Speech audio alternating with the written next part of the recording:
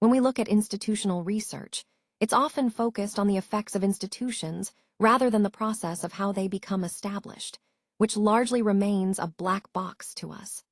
Most of the existing theory has been driven by realist approaches, where the emphasis is on organizational practices, but these are usually disconnected from the discursive practices, the language and communication that actually shape those practices.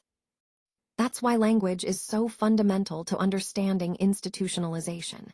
It's through linguistic processes that shared definitions of reality are created and sustained.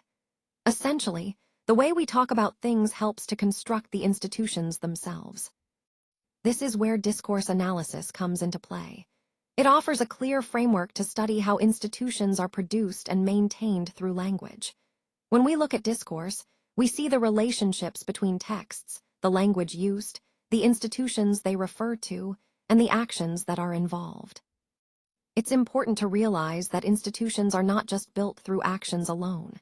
Instead, they are constituted through the texts, the descriptions, the reports, the communications that communicate and legitimize those actions. So, understanding institutionalization requires us to examine these linguistic elements and how they shape institutional realities. Let's explore the relationship between discourse, text, and action. A discourse can be thought of as a system of statements that constructs a particular object or concept. Now, this system works by ruling in certain ways of talking about a topic, meaning it defines what is acceptable and understandable, and at the same time, it rules out other ways, thereby limiting alternative perspectives or behaviors. Discourse isn't just abstract, it actively does things by assigning meanings to our experiences and shaping practices. These discourses are made up of structured collections of texts, which are any symbolic expressions stored in some physical form, like written documents, spoken words, images, or artifacts. For a text to become accessible, it needs to be inscribed, whether spoken, written, or depicted. Now, an important point is that there's a mutually constitutive relationship among discourse, text, and action. This means that our shared meanings within a discourse emerge from the actions of producing texts.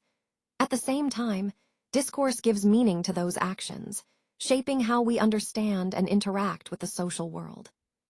Finally, discourse analysis involves systematically studying collections of texts, their creation, distribution, and use, to understand how they influence and reflect social reality. So, in the context of our overall theme, this interconnected relationship helps us see how language and material expressions shape our social experiences. When we talk about institutions, we're referring to those conventions that are essentially self-policing. In new institutional theory, these are seen as historical accretions of past practices and understandings that create the conditions for action. Over time, these practices become so ingrained that they're taken for granted as facts, which then shape how future interactions unfold. Building on that idea, institutions aren't just social constructs, they are constructed through discourse. In fact, a social institution can be thought of as an order of discourse or an apparatus of verbal interaction. What does that mean? It means that the way we talk about and communicate within these institutions actually constrains what we can do. Certain ways of thinking and acting become possible, while others are made difficult or even impossible. Institutions influence behavior because they are reinforced through social controls, repetitive, socially constructed mechanisms that regulate actions. These controls are self-regulating, meaning they actively enforce the institutional order. Now, if someone deviates from these established norms, it's not just a minor issue. There are real costs involved, costs that are economic, cognitive, and social. Economically, stepping outside the norm increases risks. Cognitively, it demands more mental effort to justify or adapt. Socially, it can diminish your legitimacy and access to resources. So the key takeaway is that institutions aren't static. They are actively maintained through self-regulation. And this is essential for understanding how social order persists and how deviations are naturally discouraged, which ties directly into the broader theme of social control and organizational stability. Now, let's explore the recursive relationship between action and discourse. Institutionalization, as you might recall, is this social process where individuals come to accept a shared definition of social reality, which in turn enacts an institution. From this perspective, institutions are actually built through the production of texts. These texts are crucial because they help thoughts and actions go beyond the fleeting nature of social processes. They allow ideas to be transmitted across different times and places, enabling multiple readings and interpretations. Think of it this way: actions generate texts, whether that's through being observed, written about, or depicted, and these texts then serve as mediators between our actions and the broader discourse. What's really interesting here is that the relationship among action, texts, discourse, and institutions isn't linear but mutually constitutive, recursive, and iterative. In other words, actions lead to texts, which influence discourse, and in turn, discourse shapes institutions that influence subsequent actions. So we see a cycle. Action leads to text, which influences discourse. Discourse then contributes to shaping or reinforcing institutions, which create a backdrop for future actions, either enabling or constraining them. This ongoing loop highlights how deeply interconnected these elements are in maintaining or changing social realities. It's this dynamic process that keeps institutions alive and evolving through the continual interplay of action and discourse. Let's talk about organizational sense-making. Not every action we observe is useful for understanding how institutions become embedded. Instead, we focus on actions that produce texts. These are the traces that leave behind tangible evidence of organizational processes. These texts connect what's happening in immediate conversations to the broader network of the organization, linking local actions to global structures through processes called textualization or recontextualization. The key characteristic of these actions is that they are often novel, surprising, or problematic, things that challenge the status quo and require us to make sense of them. Sense-making is a social process. It's how we create meaning collectively. And importantly, it's inherently a textual process, meaning it involves interpreting and producing texts that help us understand what's going on. Sense-making is usually triggered by surprises, puzzles, or crises, moments that demand our attention and push us to interpret what's happening. This process leads to the creation of narratives, metaphors, and other symbolic forms, things that become texts. Examples include accident reports or presentations. These are tangible traces of how we interpret and externalize our understanding. Innovators, in particular, help spread new explanations by writing reports or giving presentations. Actions that require sense-making tend to produce texts that are more widely shared and consumed. They leave a trace that spreads beyond the immediate context. So, in the bigger picture, understanding which actions generate these texts helps us see how organizational meanings are constructed and disseminated across networks. Let's talk about organizational legitimacy. The second key characteristic here is how actions taken by an organization can influence its legitimacy. Essentially, organizations need to legitimize their existence because they have to occupy a certain space, whether that's a market, a community, or an industry, and they need resources to do that. Maintaining that legitimacy is crucial for their survival and success. Now, when organizations take actions to gain, sustain, or repair their legitimacy, those actions often leave traces, things like reports, press releases, or public statements, that serve as evidence of their efforts. These texts are important because they communicate to internal and external audiences that the organization is credible and trustworthy. Managing legitimacy heavily relies on communication. This means that organizational actors use symbols, sometimes evocative or emotionally resonant, and verbal explanations to shape perceptions. For example, if there's a legitimacy crisis, like a scandal or controversy, organizations respond through press conferences or official statements to manage how they're perceived. Think of industry spokespeople addressing crises to reassure stakeholders and restore trust. Maintaining legitimacy isn't a one-time effort, it's ongoing. That's why organizations produce routine reports about their performance, financial health, or leadership pay to continually signal their legitimacy. Without these texts, whether written reports or spoken messages, internal and external audiences might doubt whether the organization's activities are legitimate. Finally, actions that influence perceptions of legitimacy tend to produce more widely disseminated and consumed texts. These are the messages that reach a broad audience and help shape the organization's reputation. So, in essence, the way organizations communicate about their actions is vital to maintaining their legitimacy over time. Now, let's look at what we call producer power and authority, and how it influences whether a generated text actually impacts discourse. For a message to really shape the conversation, it needs to become fixated or embedded. This means that it's adopted and incorporated by other organizations, transforming it into a standardized, generalized meaning, something seen as a fact or just part of reality within that organizational world. We're especially interested in what makes texts more likely to be used and reproduced by others. So, what are those factors? First, there's discursive legitimacy ***.